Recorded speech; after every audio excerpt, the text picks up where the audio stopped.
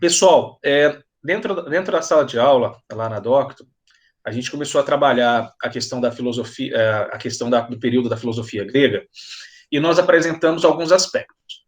Nós mencionamos que a história grega ela era dividida em quatro grandes fases ou épocas, que seria aquela fase da Grécia homérica, né, do período do Homero, 400 anos narrados ali pelo Homero, tem a Ilíada, a Odisseia, né, a questão do Ulisses, essas coisas todas. Isso é a parte histórica, tá? A segunda fase seria a Grécia arcaica, do período 7 até o 5 antes de Cristo, que aí era o processo do surgimento das cidades, de Atenas, Espartas, etc. e tal. E aí a questão do desenvolvimento do artesanato e do comércio. Depois vinha o período da Grécia clássica, século V até o 4 antes de Cristo, que é o momento que vai florescer a democracia em Atenas, a questão do avanço intelectual, e o último estágio, que seria a época chamada helenística, que é do final do século IV antes de Cristo, e vai até o período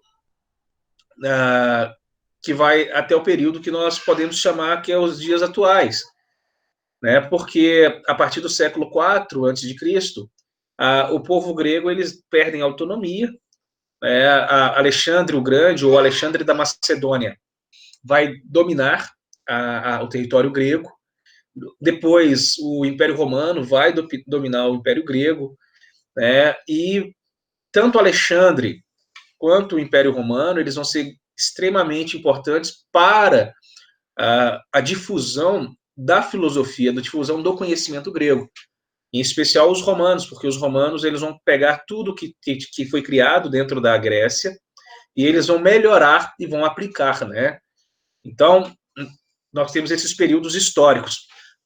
Alheio e conjuntamente a esses períodos históricos, nós temos os períodos que vão estar atrelados à questão da filosofia. Nós temos os períodos próprios da filosofia. E aí, esses períodos próprios da filosofia que nos é efetivamente importantes. Esses períodos, eles não são similares, eles não são idênticos aos períodos históricos. O período da formação filosófica, ele é um pouco diverso. E aí nós também temos 4 períodos dentro desse conceito da filosofia. O primeiro período, que é chamado período pré-socrático, quer dizer, antes de Sócrates, também chamado de período cosmológico. O que é o período cosmológico? O período cosmológico é aquele período em que as pessoas eles vão estar se baseando nos elementos da natureza, na observação dos astros, do cosmos, por assim dizer. Depois nós vamos ter o período socrático, o período do Sócrates, aí a gente vai largar a ideia do cosmos e vai trazer para o preceito antropológico, né, uma visão mais humanista.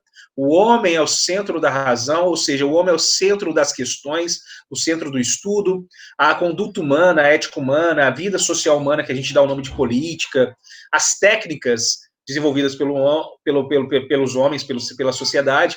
Por isso que a gente chama de antropológico, porque antropos quer dizer homem, né? E é um período, então, período de estudo do homem. Após esse período socrático, que é o Sócrates, que é o precursor, vamos dizer assim, da filosofia, nós vamos ter o chamado período sistemático. Sistemático nos lembra a questão de sistema, né? A gente falou isso dentro de sala de aula já. Sistema é quando aquilo é estruturado. Pontos, embora eu vá citar isso novamente, um ponto de informação é que Sócrates, ele não escreveu nada. Sócrates não escreveu nada. Todos os ensinamentos do Sócrates foram escritos pelos seus discípulos, tá? Quem escreveu os ensinamentos do Sócrates foram os discípulos de Sócrates. E um dos discípulos de destaque dele é o Platão, tá bom?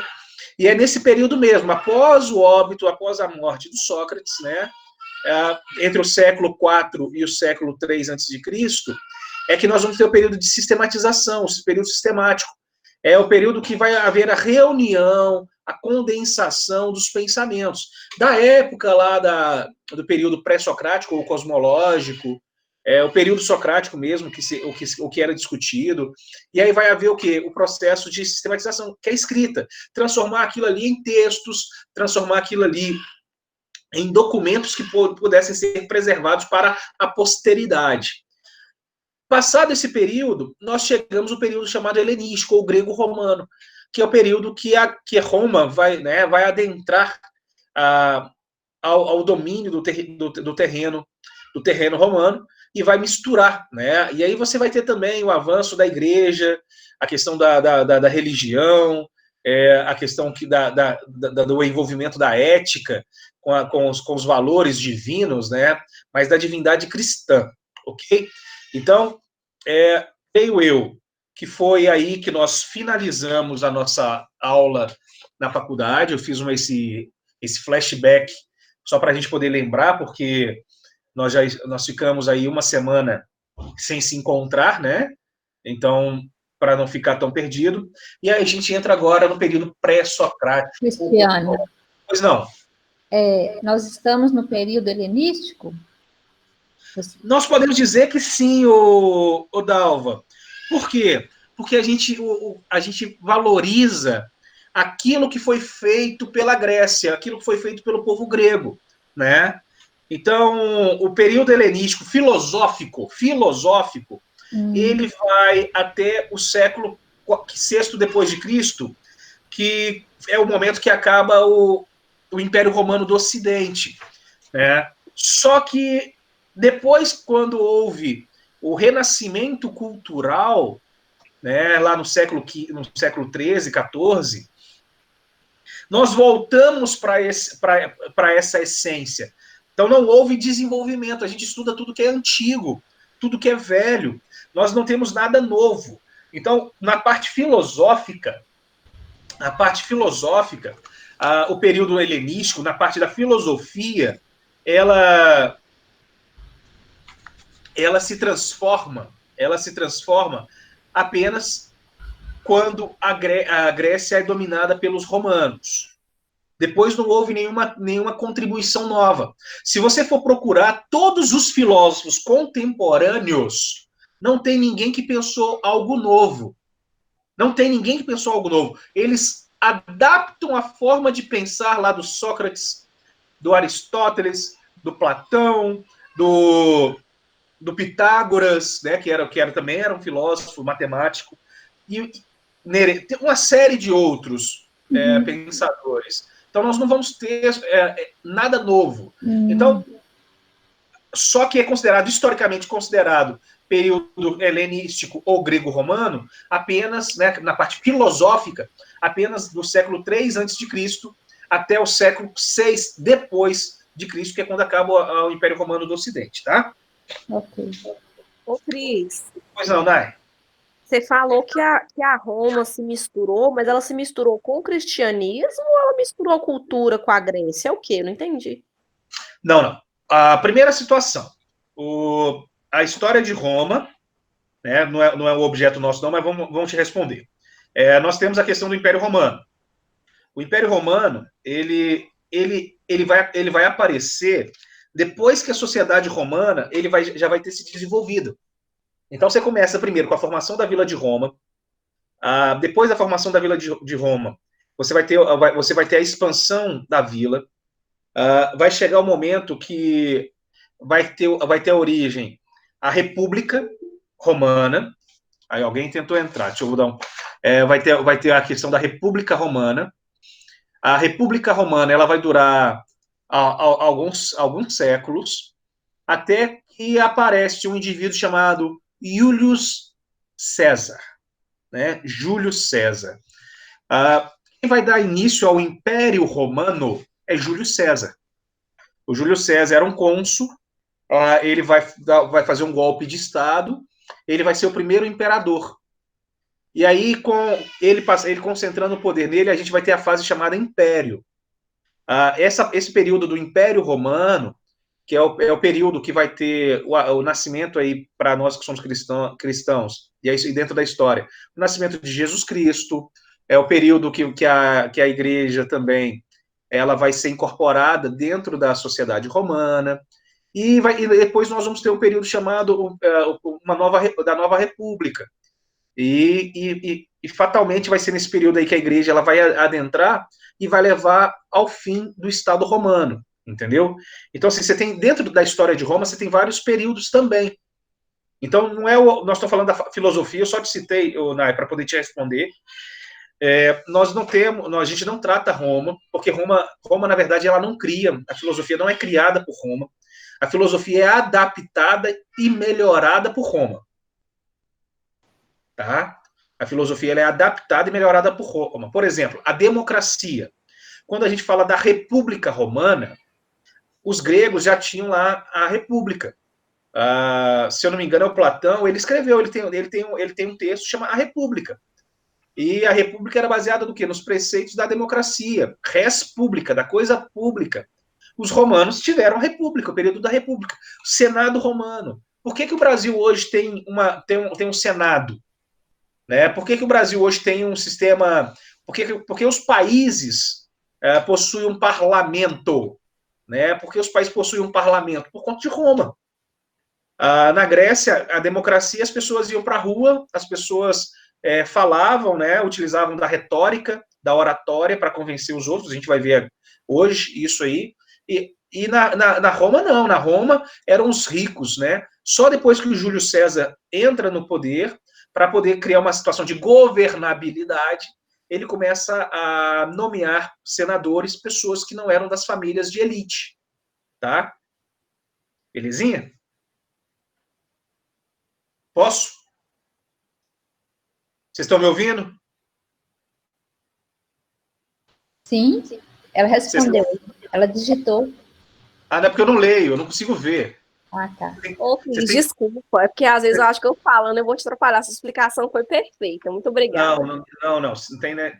Não atrapalha, não. Já falei, vocês têm que falar. Eu estou vendo, por exemplo, vocês estão vendo o cosmos, o universo? Uhum. A única coisa que eu estou vendo na minha frente é essa imagem, eu não vejo vocês. Ah, tá. Tá?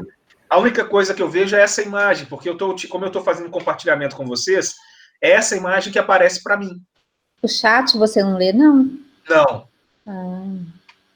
Por isso que eu falei, me pergunta. Eu não tenho condição de ficar lendo o chat. Eu leio o chat depois. Certo. Eu leio o chat depois, tá? Então, pessoal, o período... sobrando tempo mesmo, né? Eu tô fazendo nada, ficando em casa mesmo, 24 horas por dia, complicado. Vamos lá. Nós, então, vamos começar a partir dos períodos filosóficos. O primeiro período filosófico é o chamado período pré-socrático ou cosmológico, e por isso eu coloquei essa fotinha. O cosmos, né? Nós temos aí um eclipse, que é um fenômeno natural, que nós sabemos, mas para que na antiguidade as pessoas tinham grande temor.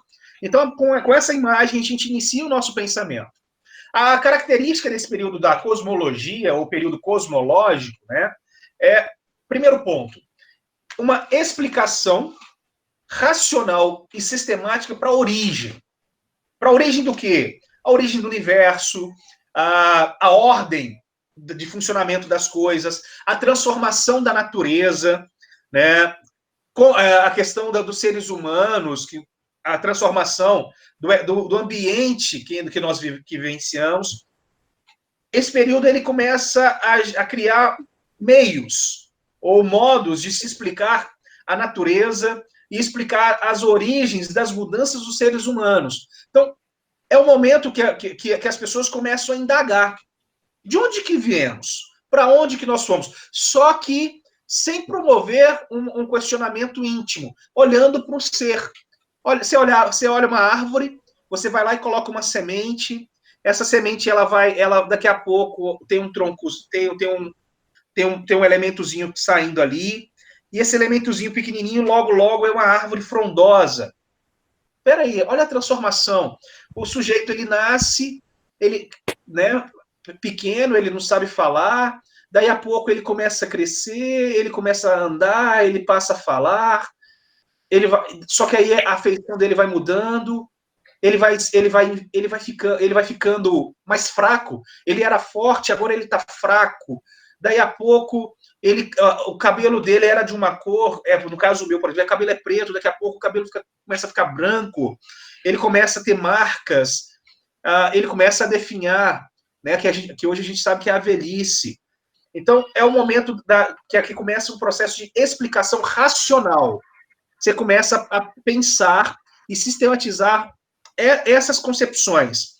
E esse período, a característica dele também é o quê? Afirma que não existe uma criação do mundo. Isso é extremamente interessante. Né? A gente fala muito do Big Bang hoje, por exemplo, mas lá atrás você já tinha esse preceito. Olha por que eu falei, Dalva? Você perguntou da questão dos helenísticos. Ninguém cria, não. A teoria do Big Bang, eu posso pegar muito bem a filosofia grega cosmológica. Para eles, você tem o quê? Nada vem do nada e nada volta ao nada. Deixa eu ver aqui, eu acho que é a Manu. Isso, a Manu, vou liberar a Manu aqui para entrar. A Manu tá lá, estava jantando, né? Então ela não quis vir para entrar na sala antes, mas tudo bem, vamos lá. Então, Você tá falando de mim, Cris? Tô falando de você, mano. Tava jantando e não convidou a gente para jantar. Viu? Então, olha só. Então, nós temos esse ponto de inflexão aqui. Por quê? Porque os gregos, nesse período, eles vão ter a concepção que não houve uma criação do mundo. E eles vão negar que, ao mesmo tempo, que o mundo também não surgiu do nada. Então, olha que interessante. Porque de onde é a teoria do Big Bang? É daí. O que é o Big Bang? O Big Bang é a explosão do mundo. Mas como é que deu essa explosão do mundo? Porque já existiam partículas de energia. Então, eles não tinham... Você tem a mesma concepção.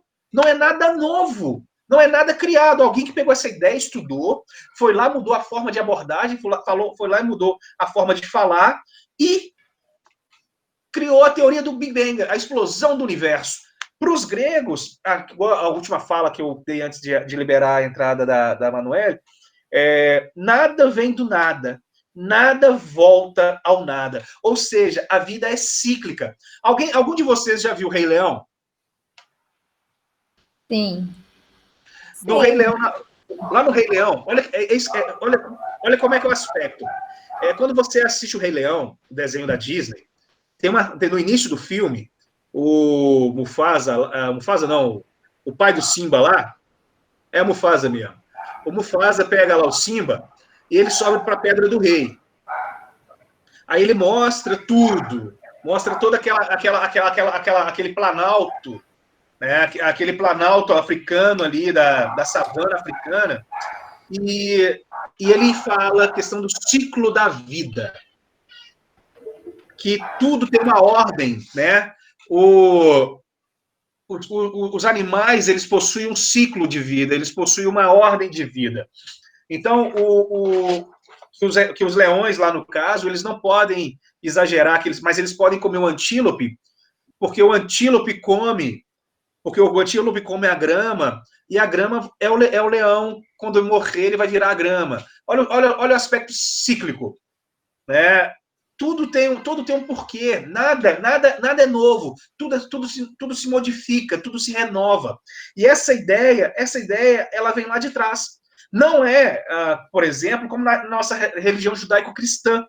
Né? Para nós cristãos, para os judeus, Deus que criou o mundo, né? E ele criou o mundo do nada. Aí a pergunta é, quem criou Deus? Compreendem? Então, nada vem do nada. Como é que Deus criou? Como é que Deus se criou? Não, Deus é uma força onipotente, onipresente, onisciente. Ele se criou. Mas espera aí.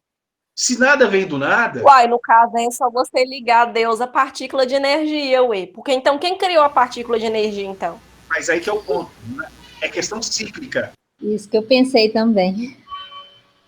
É questão cíclica. É ciclo. Para os gregos é cíclico. A partícula, por exemplo, é uma ótima linha, Elianai e Dal. A questão do Big Bang, ou até mesmo aqui da origem do mundo, mas você vai indagar, alguém que tem que fazer isso. Mas quem fez esse alguém? Né? Então você nunca vai ter essa resposta. Você nunca vai ter essa resposta exata, e os gregos começam a discutir isso. Isso significa o quê? Isso significa que o mundo ou a natureza ele é eterno, tá? O mundo e a natureza é eterno. No mundo ou na natureza, tudo se transforma em outra coisa, sem jamais desaparecer. Embora a forma particular de uma coisa possa desaparecer com ela, mas não em sua matéria. Olha como é que é coisa interessante, só para a gente fazer um paralelo. Quando alguém morre, quando um ente querido morre, a gente fala que não, que ela tá, né, até mesmo das assim, está morrendo o corpo, mas a alma ela continua conosco, né? A pessoa continua em espírito conosco.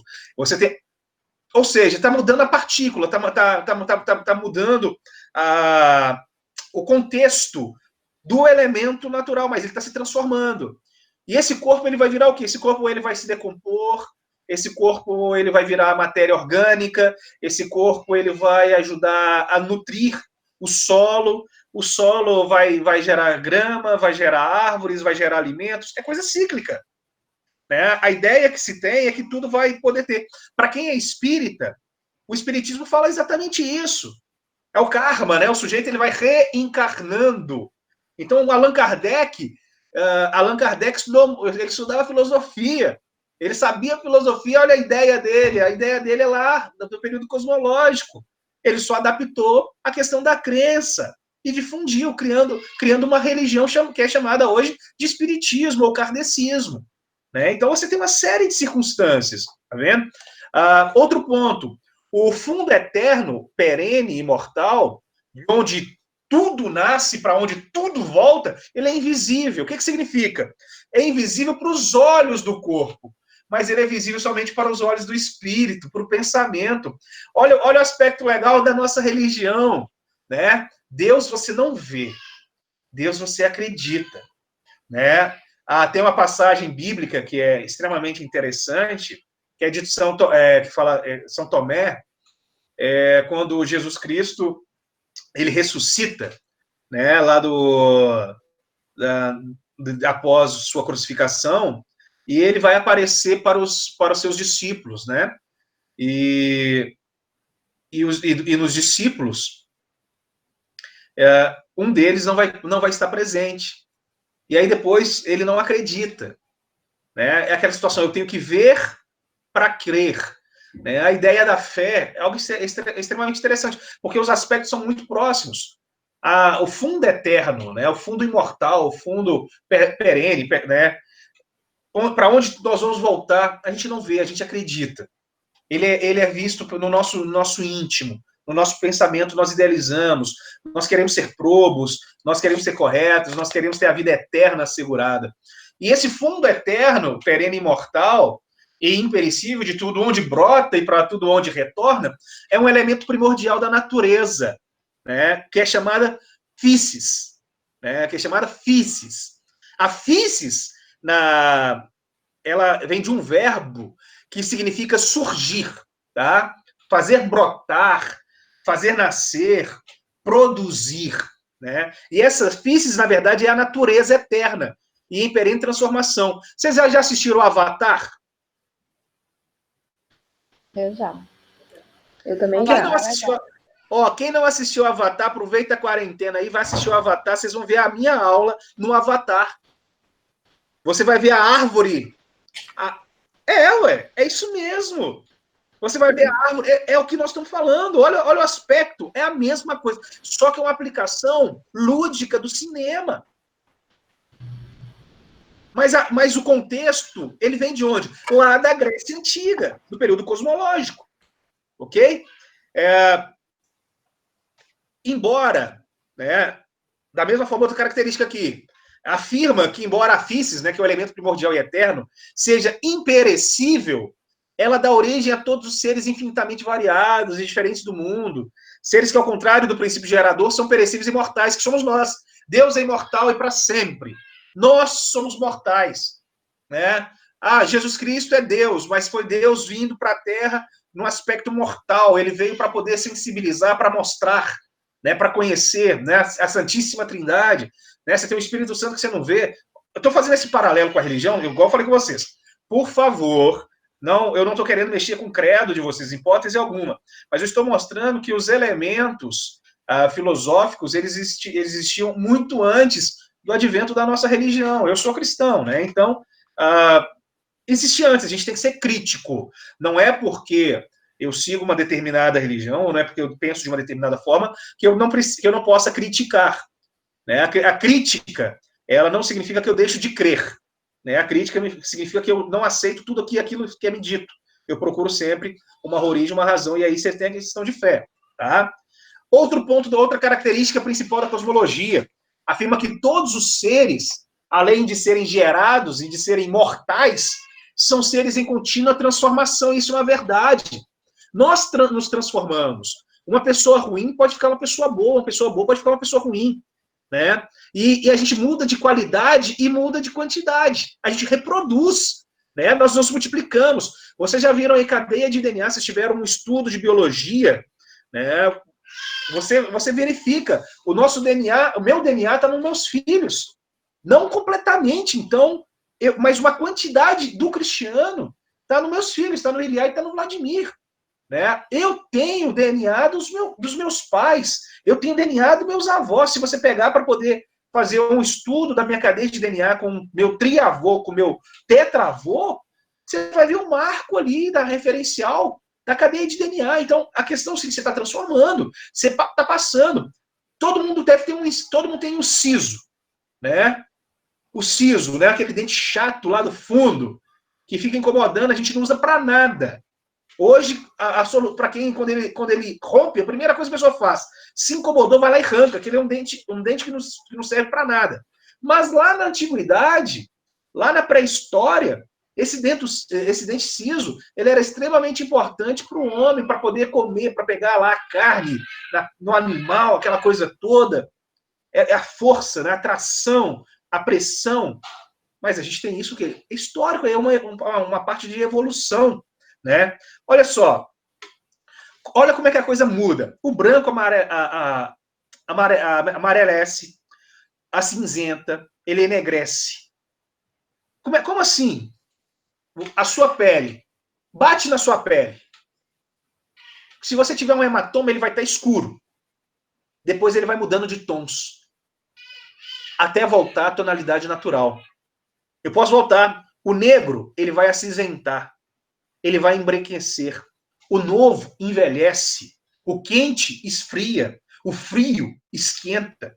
O seco fica úmido. O úmido seca. O dia se torna noite. A noite se torna dia. Primavera cede lugar ao verão, que cede lugar ao outono, que cede lugar ao inverno, que cede lugar novamente à primavera. É uma questão cíclica. Né?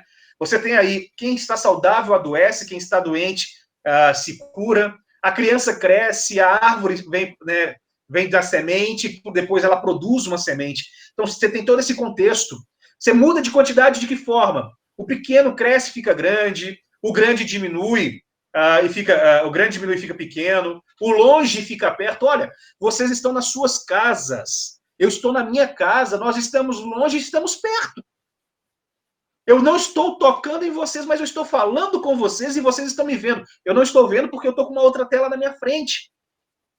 Mas o longe ficou perto por conta da mídia. Eu conheci a minha esposa lá na Rússia. Olha a distância. Eu conversava com ela como eu converso com vocês aqui, durante um bom tempo. Olha como é que é o aspecto da mídia, da tecnologia, encurtando os espaços. Né? As coisas que eram distantes, por exemplo, chegam a ficar próximas a mim hoje. O volume ele vai aumentar, por exemplo, a Lua. Né? A gente teve uma aula, nós conversamos sobre os efeitos da Lua. Né? Você vai ver a questão da Lua. Na Lua nova, a Lua está mais distante. Aí os rios, eles reduzem, eles ficam vazios. Mas, por exemplo, na hora que vem o período da Lua cheia, que a Lua está mais próxima da Terra, aquela Lua cheia grande, as forças gravitacionais fazem com que as marés subam mais. Né? Então, o mundo está em mudança contínua, né? Sem que, por isso, ele perca a sua forma, a sua ordem e a sua estabilidade. Esse vírus que a gente está discutindo, se ele não tiver sido criado em laboratório, eu não estou dizendo que o é, eu não estou fazendo nenhum tipo de de teoria de conspiração, mas é um aspecto natural. Todo dia surgem novos vírus, é uma transformação. É um vírus da gripe, né? Já falaram aí que é uma gripe, que é transformado e que por conta disso gera, parece muito com uma tuberculose, né? É uma situação grave, uma tuberculose mais grave. Então, assim, nós temos essa situação. A mudança, o que é mudança? Nascer, morrer, mudar de qualidade, quantidade. Isso se chama movimento. E o mundo está em movimento permanente. Aí vem um ponto importante, vocês estão vendo que está de vermelho. O movimento do mundo chama-se devir. E o devir segue leis rigorosas que o pensamento conhece. Ok? Aí vem a definição do devir. Isso aí eu posso cobrar na minha prova, tá? O devir é a passagem contínua de uma coisa a seu estado contrário. E essa passagem não é caótica. Obedece às leis determinadas pela física, pela natureza e pelo princípio fundamental do mundo. Então eu tenho que saber que dentro da filosofia grega, da filosofia lá do período cosmológico, eu tenho o devir, a ordem da vida, o ciclo da vida, sintetizando na linha ali da Disney, né, com o Rei Leão, ok? O ponto que nós temos, que diferentes filósofos escolheram diferentes físicos, tá? Se você for ler filósofos diversos, eles vão ter diferentes físicos. Cada filósofo, ele encontra motivos... Peraí, Oi. Cristiano, devir é o quê? É o que mesmo? É uma sigla? Devir. Devir é o movimento do mundo. Ah, tá. Tá? O devir... Mas devir... esses letras aí significa alguma coisa? O devir é o movimento do mundo. Olha aí, ó. Vamos lá. Um pouco, aí. Aqui, ó. O devir... Vamos tentar ver. Vou colocar outra cor aqui. Deixa eu mudar a cor. E a cor da tinta... Ó. O devir, ok? Uhum. Ele é o movimento do mundo. Ok? E esse devir... É uma sigla. Não, devir é o nome. E esse devir, ele segue leis. Quais são as leis que ele segue? Ele segue a leis da física. O que é a física? Lembra que a gente falou? A física é a natureza eterna. Você quer que eu mudo esse devir aqui?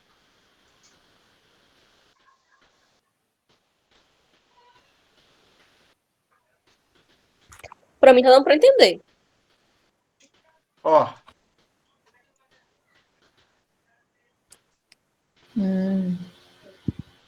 Destino. Para nós que somos cristãos, você sabe que Deus criou sua vida já está escrita no livro de Deus. Só que durante a sua vida existem várias possibilidades, vários caminhos. Porém, todos esses caminhos, eles vão te levar a um resultado único. Você tem o caminho da retidão, que é aquele caminho certo, mas você sabe que se você trilhar caminhos errados, você tem um livre-arbítrio para fazer, mas tudo vai te levar a um destino final. Que é o quê? Aqui é o quê? O julgamento.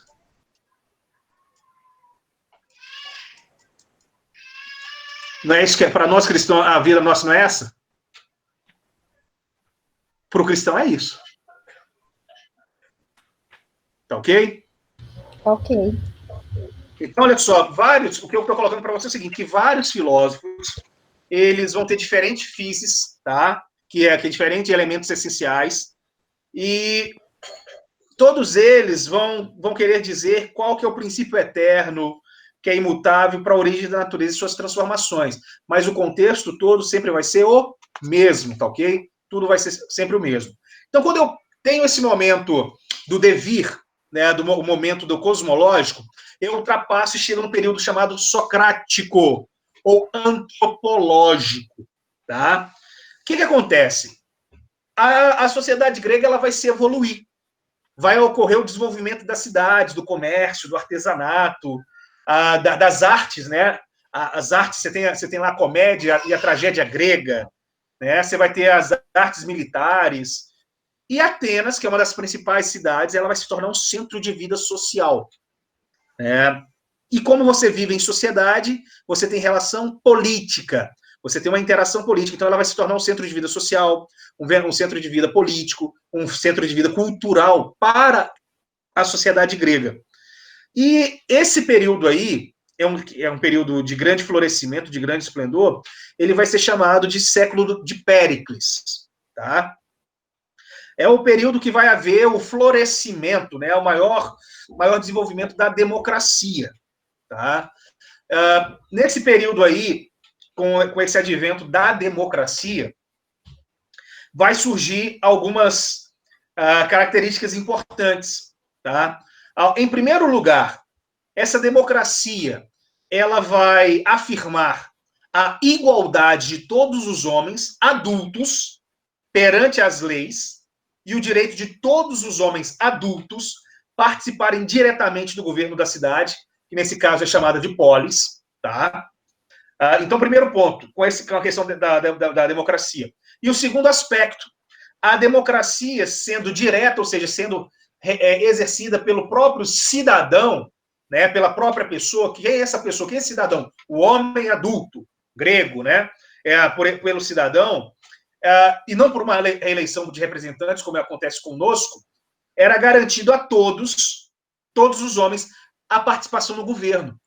E todos os homens que participavam tinham o direito de exprimir, de manifestar, de discutir e defender em público as suas opiniões sobre as decisões que a cidade deveria tomar. Isso é extremamente interessante para nós, né? Porque aí começa a necessidade de você persuadir as pessoas, né?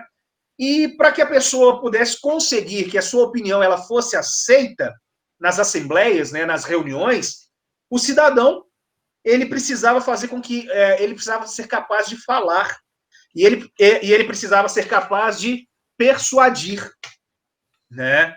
Então, e por conta dessa circunstância, houve uma profunda mudança dentro da educação grega. Que mudança era essa? Olha, primeiro aspecto. Quando não existia a democracia, quando a sociedade grega ainda era uma sociedade aristocrática, né? Quando não havia democracia, era uma sociedade aristocrática, aonde as famílias donas das terras é quem detinham o poder. Parece o Brasil, né? Tem algumas aristocracias aqui, né? Calheiros no Goiás, Sarney no Maranhão, Magalhães na Bahia, né? Você tem uma série de Barbalho no Pará, você tem uma série de aristocracia. E nessa época, as famílias aristocráticas, elas desenvolviam a educação dos seus filhos, homens, as mulheres não entram aí, tá, gente? Elas desenvolviam a educação dos seus filhos homens baseado nas opiniões, baseado nos ensinamentos de dois poetas gregos, em especial, que era o Homério, que a gente falou lá, o Homero, da questão do Ilíadas e tudo mais, e o Hesíodo, tá? E aí, o Homero e o Hesíodo, eles criaram, né, um padrão de educação próprio para a aristocracia. Qual que era? O homem ideal e perfeito, ele era guerreiro, ou seja, ele tinha que saber lutar, ele era combatente, então a pessoa tinha que estudar, ele era belo, ele era bonito e bom. E aí vem o aspecto belo. O belo é que seu corpo, o teu corpo, ele era formado pela ginástica, pela dança, pelos jogos, ou seja, a pessoa tinha um corpo atlético, não era gordinho que nem o Cristiano, né? Ele tinha que ter um corpo atlético, ele tinha que ter um corpo definido pelas atividades físicas, e isso era considerado belo. Ele tinha que participar de jogos de guerra para imitar os heróis da Guerra de Troia, o Aquiles, o Heitor, Ajax, Ulisses, né? Ele tinha que ser bom. O seu espírito era formado escutando Homero, escutando o Hesíodo, que seriam os grandes feitos da antiguidade, né, as viagens, as conquistas. E ele era bom, né, porque ele escutava e ele aprendia essas virtudes, né, que os deuses passavam. E aí você tem, por exemplo, o Hércules, né, a dedicação, o esforço, o empenho, o enfrentamento, né, a busca por melhorar, por defender, pela família, etc. e tal. E um ponto extremamente importante que para a sociedade grega era o quê? A coragem diante a morte. Eles não temiam a morte, tá? Isso era extremamente importante por conta da guerra. Então eles não podiam temer. Se vocês pegarem um paralelo, para quem está vendo aí, quem está assistindo Vikings, você vai ver algo muito próximo. Né? Obviamente tem um pouco o ponto de vista lúdico, mas os Vikings lá, eles não temiam morrer. Todo mundo queria ir para Valhalla, né? Queria ir lá para o céu, para encontrar lá com Odin. Né? Então, sim, as pessoas, elas não tinham esse receio, e muito pelo contrário, elas lutavam e sabiam que se elas tivessem que morrer, era o momento para morrer. Então elas iam para batalhas, elas enfrentavam os seus medos. E isso era extremamente importante no desenvolvimento da sociedade grega no período anterior à democracia. A virtude também, ela era vista como um arete, uma excelência e superioridade. E aí essa palavra arete, ela é tão importante para nós por quê? Porque como ela significa excelência e superioridade, ela era própria dos melhores, os aristói. Por isso, a aristocracia, entendeu? Aristocracia significa melhor que os outros. Uma pessoa de origem aristocrática é de uma origem melhor do que os outros. Tá? Aristocracia vem do aristói, excelência, superioridade. E aí, quando vem a democracia, quando a democracia se instala na sociedade grega, o poder ele é retirado dos aristocratas. Né? Por quê? Porque a democracia é a participação de todos. E nesse momento, o ideal de educação, o ideal pedagógico, ele também é modificado. Né? Porque aí você deixa de ter aquele preceito da superioridade e você, que era do período da educação, do período do Péricles, que é na formação do cidadão, e você vai passar a ter o quê? Você vai passar a ter um arete, uma virtude voltada à virtude cívica. O civismo lembra de civil, de sociedade, né? Então, a virtude é pensar no próximo, pensar no coletivo, não é pensar em você, é pensar na sociedade. E aí, o ponto nosso, qual é o momento em que o cidadão mais exerce sua cidadania? E aí, Marcelo, qual que é o momento que o cidadão mais exerce a sua cidadania, Marcelo? Hein, Jonas? Elias? Qual que é o momento? Quando ele opina, quando ele discute, quando ele delibera, quando ele vota nas assembleias. Né? A nova educação, que é desenvolvida lá na Grécia, ela estabelece como padrão ideal a formação de um bom orador.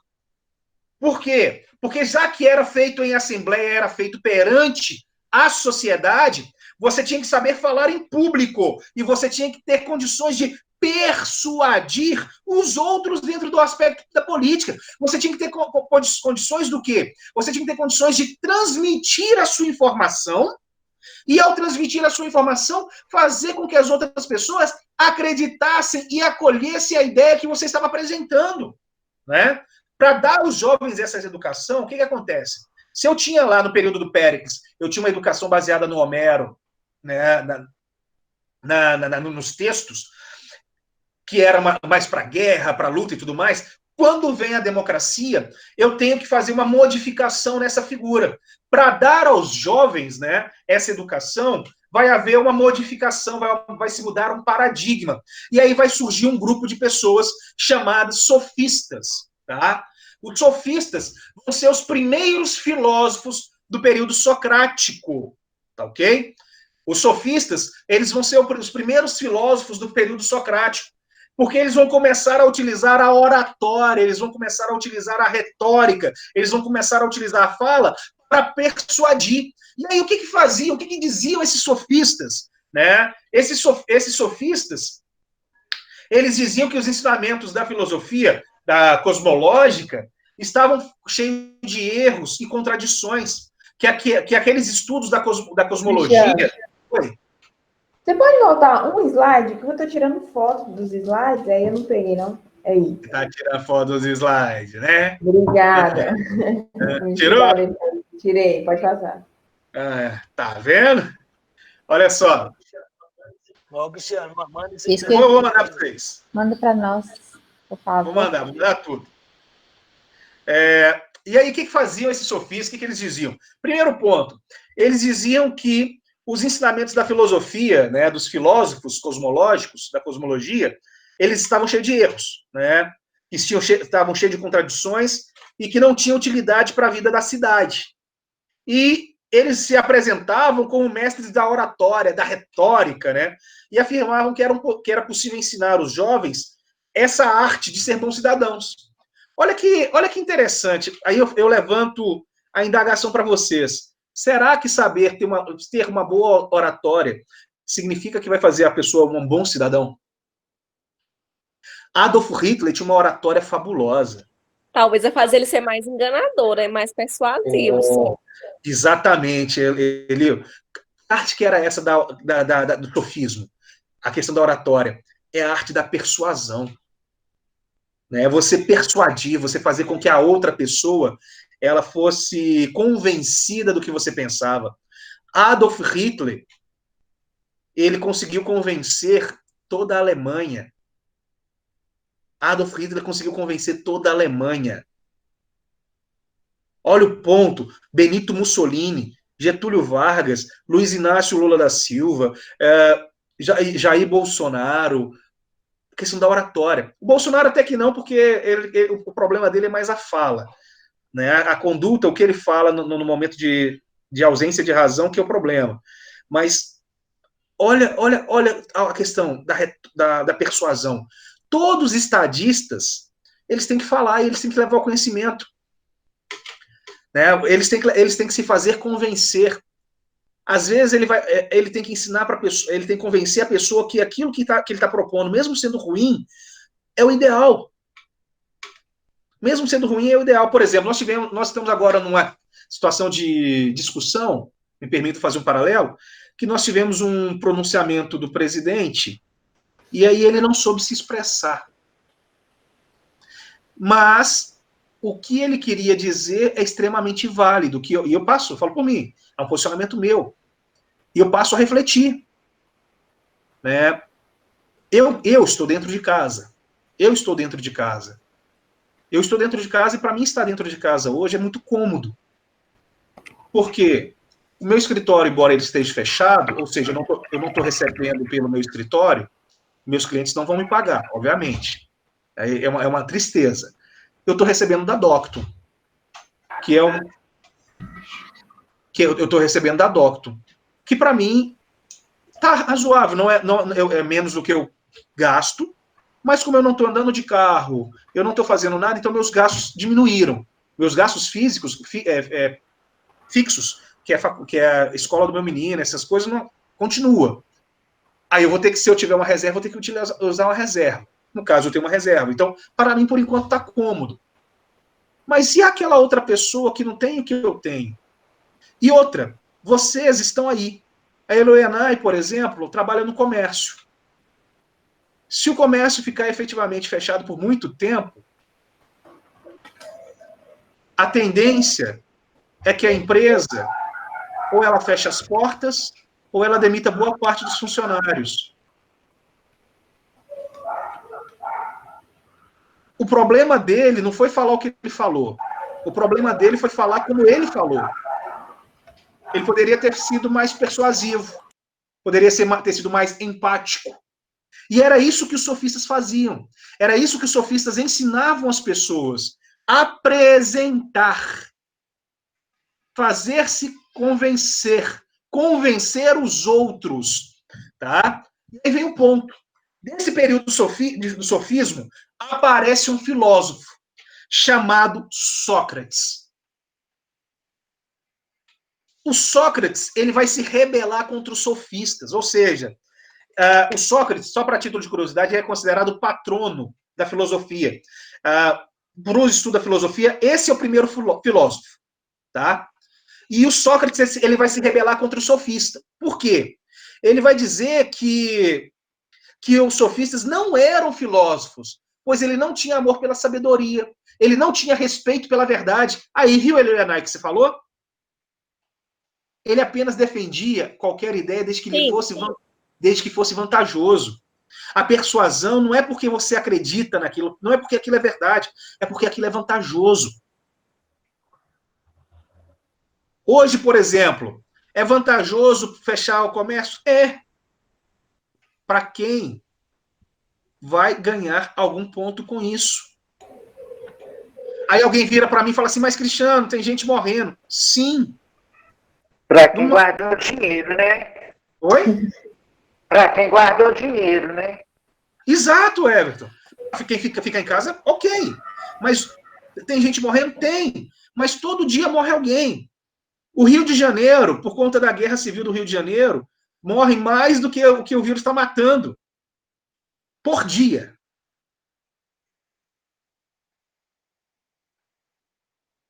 Olha o aspecto. Isso são coisas... Eu falo mesmo, aqui em casa, por exemplo, a minha esposa tá tão temerosa, tá com tanto receio, que no domingo, dia 15, antes da quarentena, no domingo, dia 15, foi aniversário do meu pai.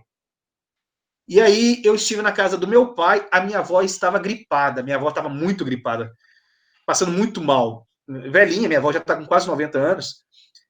Minha esposa, à noite ia ter uma festinha na casa do meu pai, minha esposa não quis voltar. Porque ela tinha medo que outras pessoas pudessem... Ela estava com questão de paranoia. Eu falo com ela, é paranoia. Já na segunda-feira, dia 16, ela não deixou meu menino ir para a escola. Para não discutir, eu deixei ele ficar em casa. Aí, na terça-feira, avisaram que na quarta ia fechar. Né? Na segunda tarde, ou na terça de manhã, avisaram que na quarta ia fechar. Então, ele já ficou na terça. E da quarta em diante, ele já não foi mais para a escola, porque já tinha fechado. Então, assim, ela, se eu dependesse dela... Eu tinha ido lá no supermercado e comprado 300 quilos de arroz, 300 quilos de feijão, 300 quilos de macarrão, porque medo. Mas ela tem uma razão, que eu não tenho. Ela, por ser soviética, quando houve o fim da União Soviética, ela e a mãe dela passaram fome. Ela e a mãe dela tiveram que arrancar pedaços, né, tipo assim, tirar de onde não tinha, pegar restos...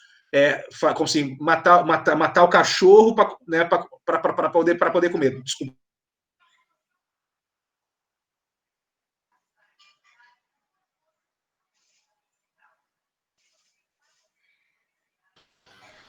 Churrasquinho de gato é melhor, hein? Travou. Tá travado. Oi, como é que é? Não. Foi travado. Travou? Travou no cachorro. Travou a imagem? Travou no cachorro. Voltou. Agora Voltou? Voltou. Beleza. Então, assim, lá eles, por exemplo, faziam sopa. Lá você pega a sopa, coloca 2 batatas e fazia sopa. Não é para nós, isso não é sopa, né? Então, como ela vivenciou uma situação de desespero, de necessidade, de privação, ela tinha preocupações com os nossos filhos. Então, eu consigo entender. Então, olha os aspectos. Então, vamos voltar para a filosofia. Esse Sócrates, então, ele vai se rebelar, ele vai dizer que esses sofistas não eram filósofos, porque eles não amavam a sabedoria. O que significa filosofia? Amante da sabedoria, do conhecimento, né? Então, eles também não defendiam a verdade, eles não respeitavam a verdade, e eles só tinham interesse de ter benefícios, vantagens para si. O ponto que nós temos é que ele também acreditava que esses sofistas, eles corrompiam o espírito dos jovens, e eles faziam com que os jovens, né, desenvolvessem em si a mentira. a ponto dessa mentira se transformar em uma verdade. E ao discordar desses antigos poetas, dos antigos filósofos e dos sofistas, o que esse Sócrates ele vai propor? Ele vai propor que antes da gente conhecer a natureza, a physis, antes da gente querer persuadir a outra pessoa, cada um de nós deveria primeiro e antes de tudo conhecer a si mesmo.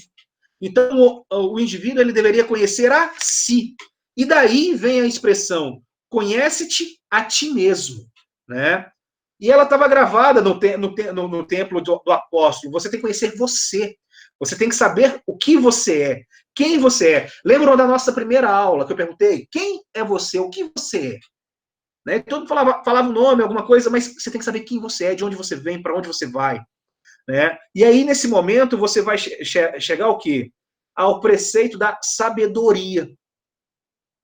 O autoconhecimento e o conhecimento dos homens, o conhecimento de si mesmo, ele promove o conhecimento verdadeiro. E o período socrático ele é chamado antropológico exatamente por isso. Porque o Sócrates ele propõe o quê? O Sócrates propõe o estudo do homem, o homem conhecer a si mesmo. Ele é voltado para o conhecimento do homem, particularmente no seu espírito, sua capacidade de conhecer a verdade.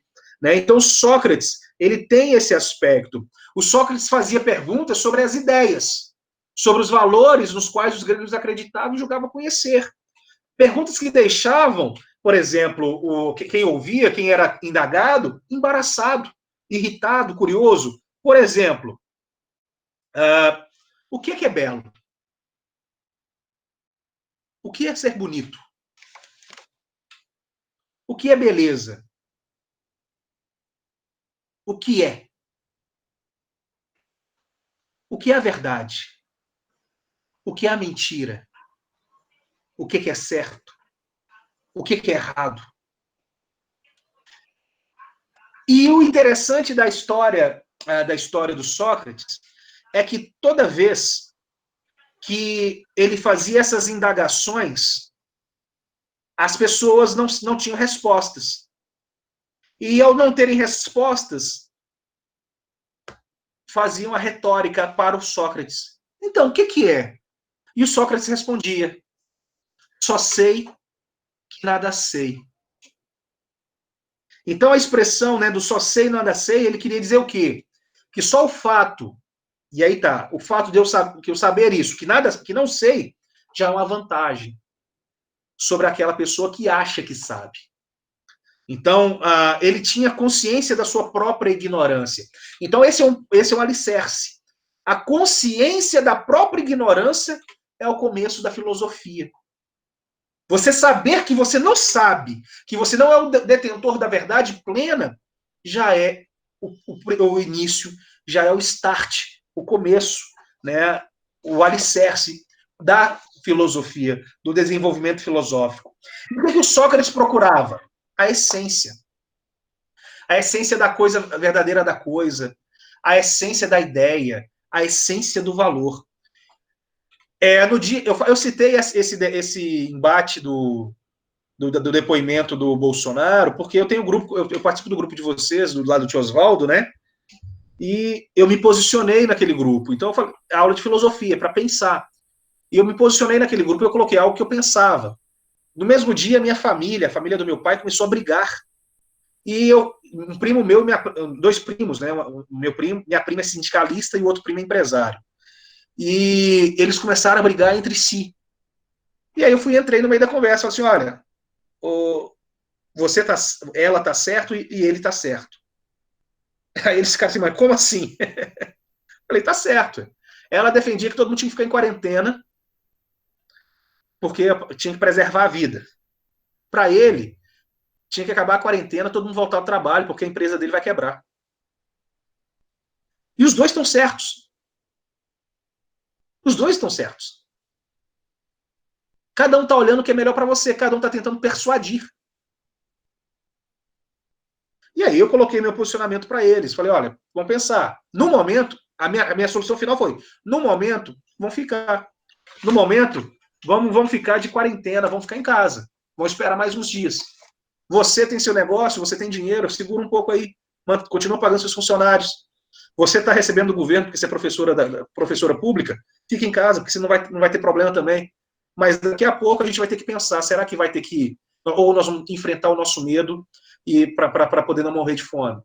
Então, assim, foi a hora que eu consegui colocá-los para poder pensar.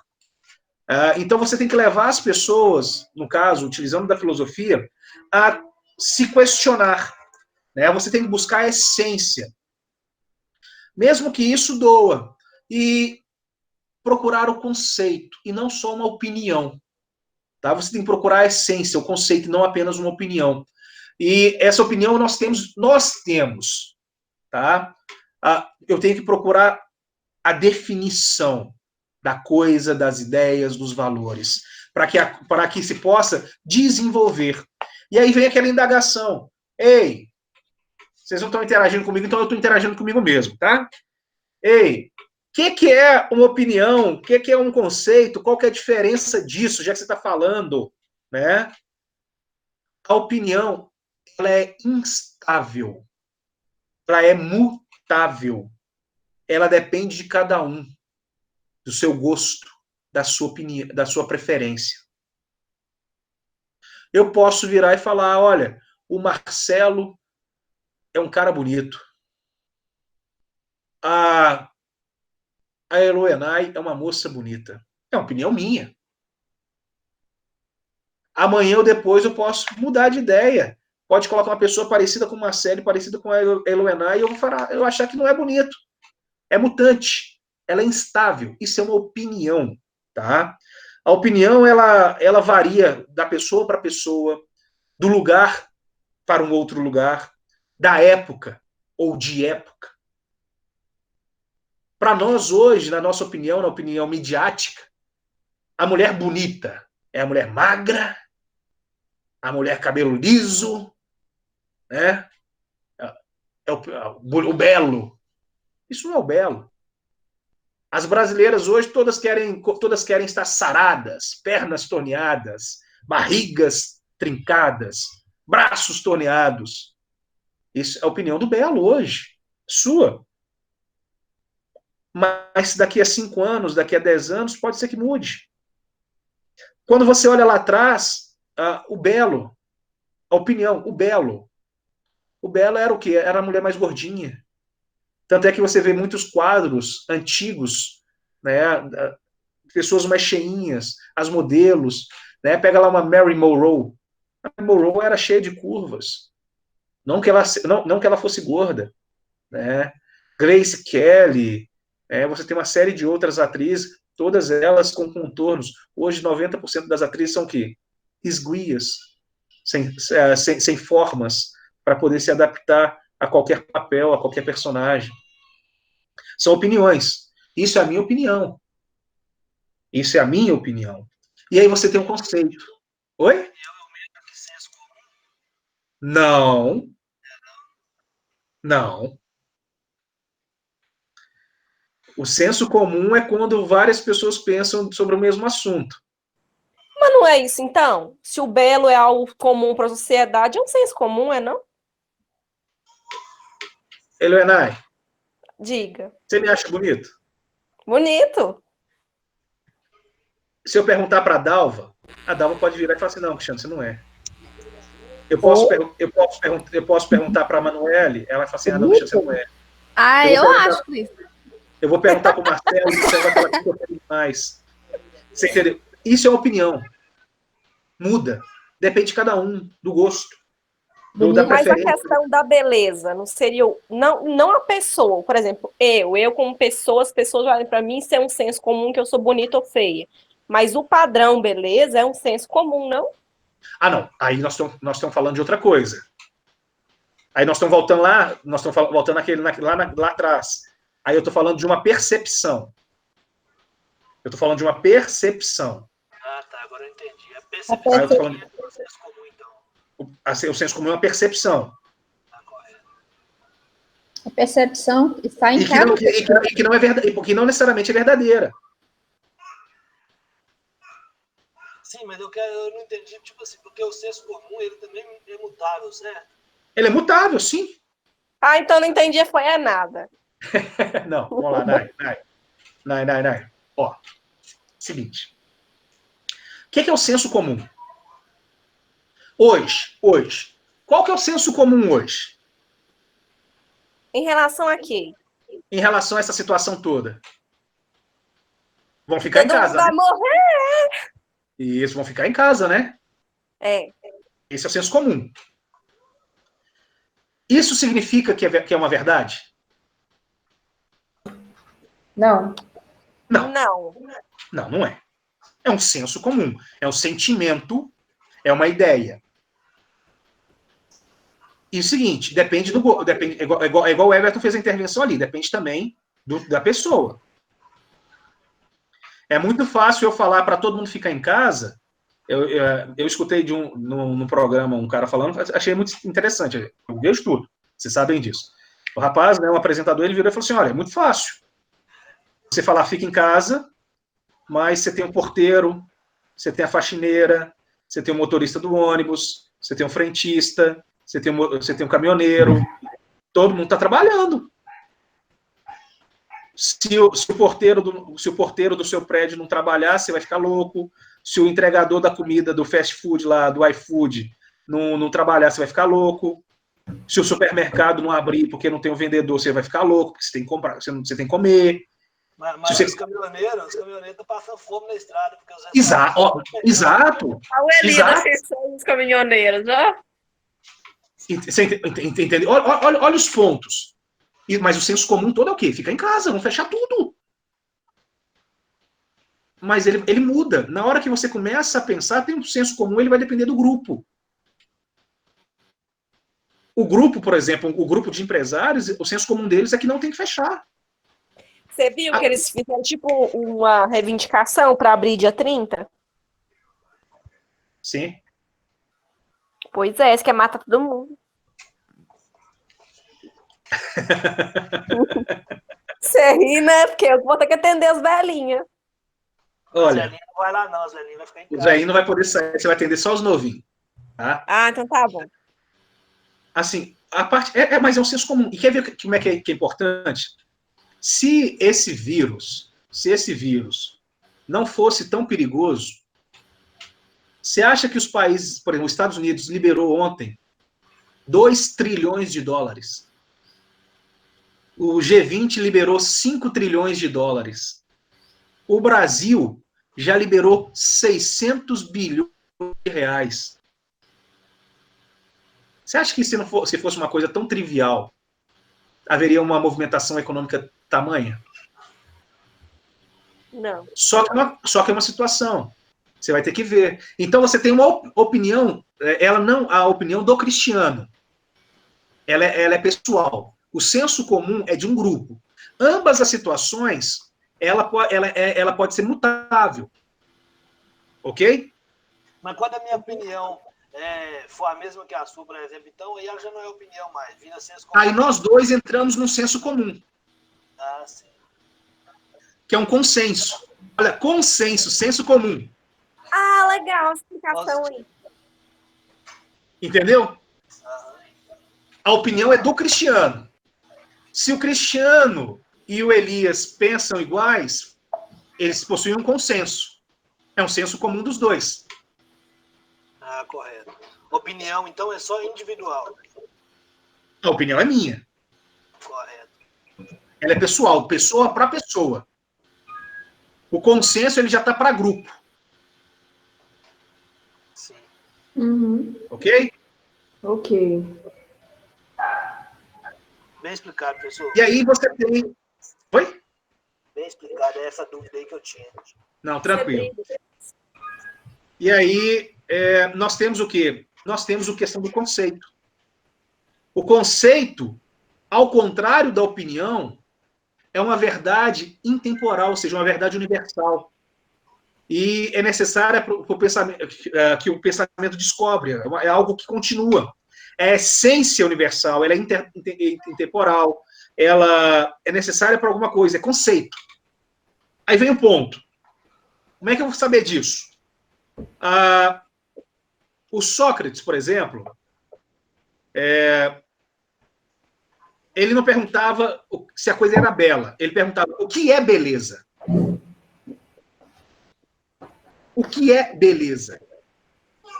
Qual que é a essência ou conceito do belo? O que é justo? Qual que é a essência do justo? E ao fazer essas indagações, ele fazia as pessoas pensar não só sobre si mesmo, mas também sobre a cidade. Aquilo que parecia evidente para uma pessoa acabava sendo percebido como duvidoso e incerto.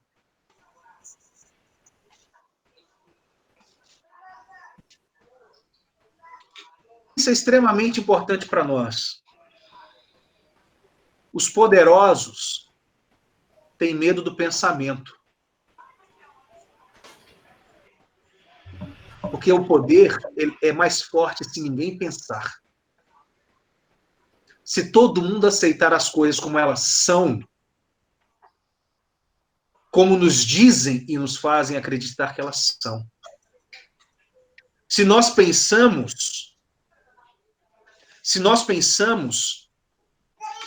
nós colocamos em xeque o poder dos poderosos. E essa condição ela foi tão premente que para os poderosos de Atenas, o Sócrates se tornou um perigo.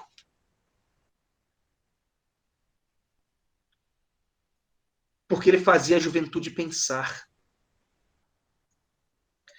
E aí, o que aconteceu? Conforme a história, o Sócrates foi acusado de desrespeitar os deuses, de corromper os jovens, de violar as leis. Prenderam Sócrates e levaram ele perante a Assembleia. A Assembleia é o quê? A reunião do povo.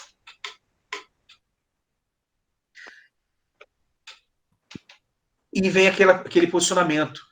Eles queriam que o Sócrates se defendesse. Porque se o Sócrates se defendesse, ele iria desfazer tudo aquilo que ele estava pregando. O Sócrates não se defendeu. O Sócrates não se defendeu e ele foi obrigado a tomar um veneno que se chama cicuta. E ele foi obrigado a suicidar-se. A indagação da filosofia é: por que o Sócrates não se defendeu? Por quê? Dizia ele. Por quê?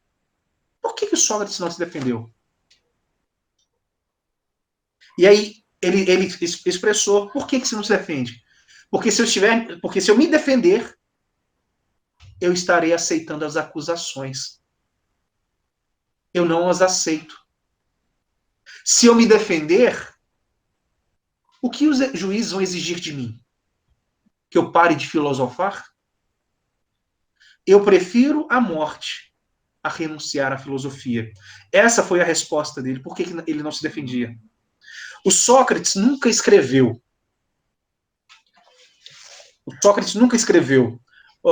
Os teus pensamentos, o lugar está errado aqui, depois foi até bom ver aqui, ó. Na verdade, lembra meio a história de Jesus, né, Cris? Oi? Ele meio que lembra a história de Jesus, se você for olhar. Sim. Ué, olha, você está pensando já, hein, Nai? Ah, você tá falando que eu não penso? Que absurdo! Não, você entendeu, eu não precisei falar. Porque normalmente eu que já faço eu levanto a peteca, dessa vez você que levantou. Você está vendo como é que existe um preceito de repetição? Sim. A história é a mesma. Mas como é que prova que foi antes? Um foi antes e não foi depois? O tempo. O tempo, por exemplo, o Sócrates, ele, quando a Grécia foi dominada pelos romanos, o Sócrates já tinha morrido. E quem matou Jesus Cristo? Os soldados. Romanos. De onde? Romanos. Então, aí você vê, pelo lapso temporal da história, que Jesus é depois. Entendeu? Uhum. Olha só. Sócrates nunca escreveu. Igual a Os, Jesus. os pensamentos do Sócrates estão nas obras Dos dos discípulos. seus. Discípulos. Igual a Jesus. Né? Ah, Jesus era filósofo. É ainda. era? É ainda. Ué. Tá vendo? E um dos discípulos mais importantes do Sócrates foi Platão. E de Jesus foi Pedro. É ainda. Beleza, olha que interessante. Platão vai ser a pessoa que vai dar origem à academia, o estudo, a faculdade de filosofia. Pedro é o cara que construiu a igreja. Tipo ensino religioso, né? Exato. Exato. Legal. Tá? A principal parte do conjunto das premissas de Sócrates, ela vai ser nos apresentada apenas pelo pensamento platônico. Assim como os pensamentos de Jesus, que você citaram, estou falando ponto do que você citaram, só é apresentado pelos discípulos, né? O pensamento do Sócrates também é apresentado pelos discípulos com toque especial para o Platão, que foi, né, o Platão já viveu de 224 a 347 a.C. Ele foi o mais notável aluno do Sócrates, discípulo do Sócrates, e ele vai ser o fundador da academia. Né? A academia era o local que ele utilizou. E aí tem textos dele que são extremamente importantes, por exemplo, o Fétro e a República. Ele vai desenvolver o quê? Os pressupostos, os elementos do pensamento do Sócrates. A virtude é um conhecimento. Vocês tiveram, essa semana, por conta da fala lá do Bolsonaro, o Ronaldo Caiado rompeu com o governo federal, né? Qual foi a arguição dele? Que a ignorância não é uma virtude. Né? Então, olha só, olha o ponto aqui. A virtude é conhecimento. O vício, né, existe em função da ignorância. Né? São percepções, cada um está percebendo de uma forma. E dentro do raciocínio socrático, soma-se o quê? As influências egípcias, pitagóricas, do Pitágoras, órficas, que vão acabar transformando num pensamento peculiar, um pensamento único. Os egípcios já existiam, tá? Só a título de curiosidade. Existiam e comercializavam muito com os gregos. Então, o Sócrates ele vai tratar muito da questão ética, do ser correto, do ser probo, do agir corretamente. Ele vai ter uma preocupação com a parte da psicologia, da metafísica, da ética propriamente dita, tá? E essas preocupações... O Platão não criou nada, não? Oi? Só o Platão não criou nada, não. Ele só ficou debaixo da asa do Sócrates. Ele só continuou... Não. O Platão, eu vou falar do Platão, porque eu tô trabalhando Sócrates, né? Eu vou começar Platão daqui a pouquinho. Tá. Eu achei que eu tinha me perdido, mas então tá bom, vai falar aí também. Platão construiu muito, entendeu? Tá. E aí o Sócrates, ele, como eu falando, não escreveu, e vem esse ponto aqui, né, do sistema. Toda preocupação filosófica platônica, ele decorre de uma não vivência direta e efetiva em meios das coisas humanas. O que vai acontecer? O Platão, com a morte do Sócrates, o Sócrates foi obrigado a suicidar-se tomando a cicuta, né? O Platão, o Sócrates, ele ensinava no meio do povo, andando nas ruas, no meio das praças. Como a sociedade se voltou, né? Quando eu falo sociedade, eu falo cidadão, a assembleia. Ela se volta contra o Sócrates, o Platão ele vai ficar recluso. E um ponto importante, o Platão ele vai ser o professor, eu acho que é o Platão mesmo, depois eu corrijo, o professor do Alexandre o Grande. Ou é ele ou Aristóteles. Não, é o Aristóteles, desculpa. O Platão ele vai sair, ele vai dar origem à academia.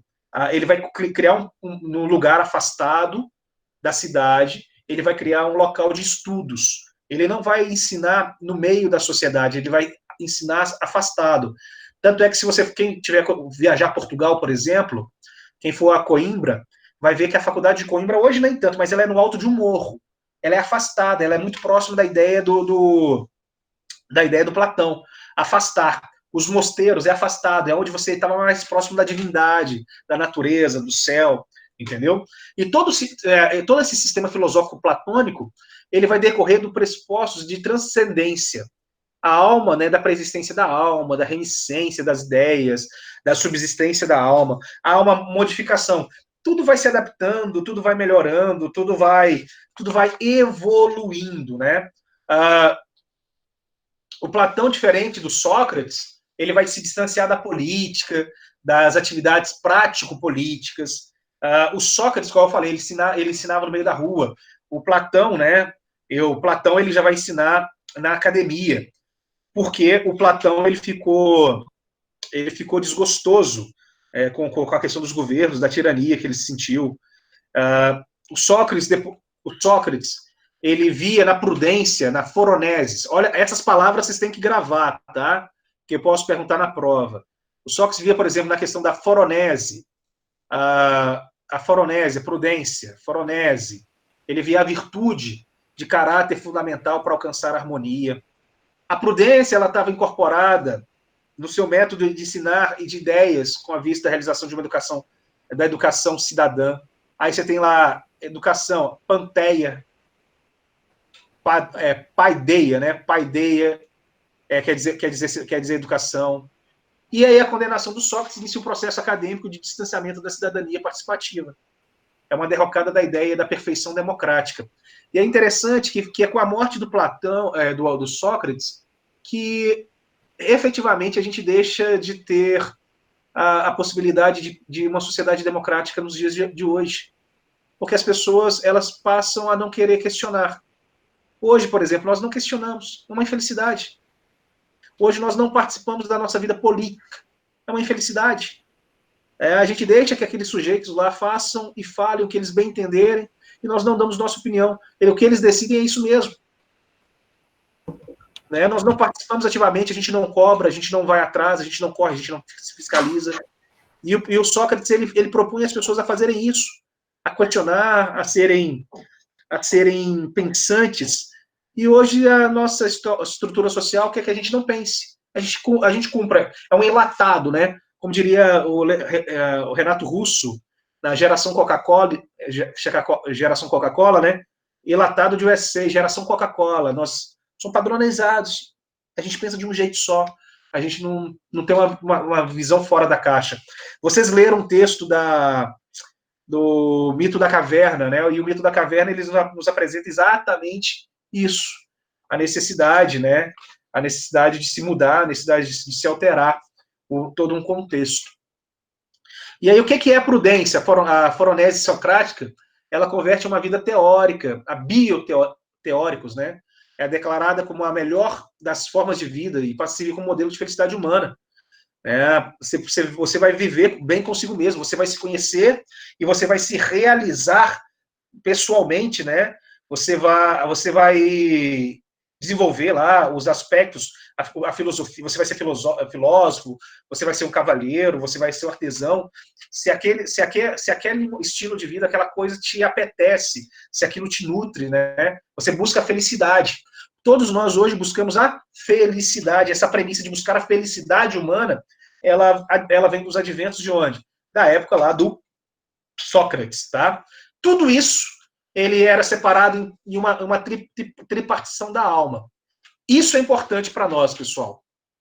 Isso é extremamente importante para nós. Para o Sócrates... Tá falhando, tá? Tá falhando?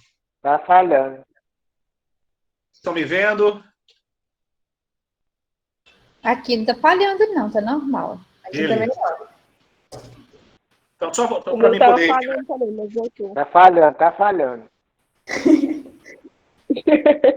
Normal. Então, tá. Olha só. Então, havia uma tripartição da alma. Nós temos a alma logística. Também. Nós temos a alma logística. Nós temos a alma irracível. E nós temos a alma apetitiva. A alma logística é a parte superior do corpo humano, a cabeça. É a qual se liga à figura do filósofo, a razão.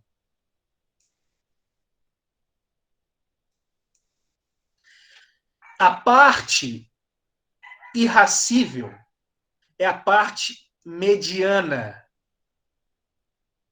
do corpo humano, é o peito.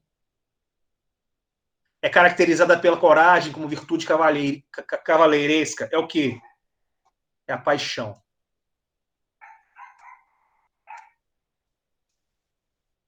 Que paixão é essa? Aquilo que te move.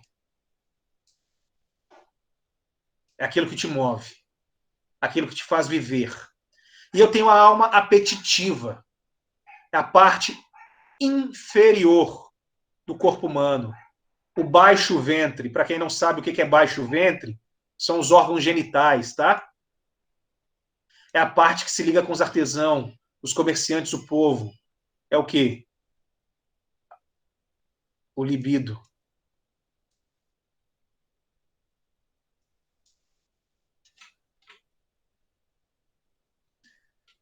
O que ele está falando? O filósofo, ele vive para a razão, para pensar. Os cavaleiros, eles são virtuosos, eles são corajosos, eles são apaixonados. Eles vivem para lutar. Já o povo comum, os artesãos, os comerciantes, a população em geral, elas são levadas pelo quê? Pelo seu apetite sexual, pelo seu libido, pelos seus instintos. Pelos seus instintos. E é isso que conduz esse povo.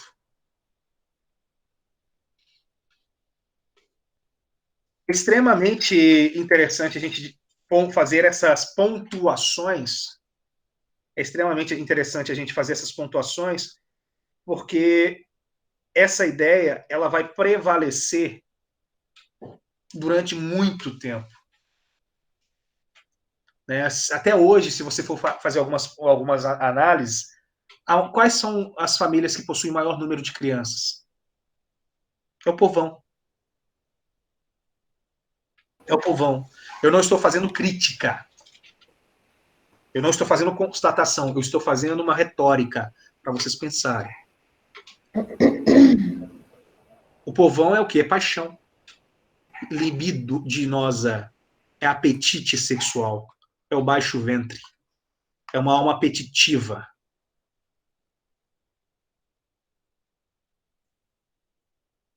É mais ou menos a ideia que ele colocava e cada um segue. Cada uma dessas almas, ela possui uma forma de se satisfazer. Hoje a gente poderia falar do consumista, do materialista, etc. e tal. Né? São várias as possibilidades, as várias condições que a gente pode discorrer, a gente pode mencionar. Pessoal, eu vou finalizar, né?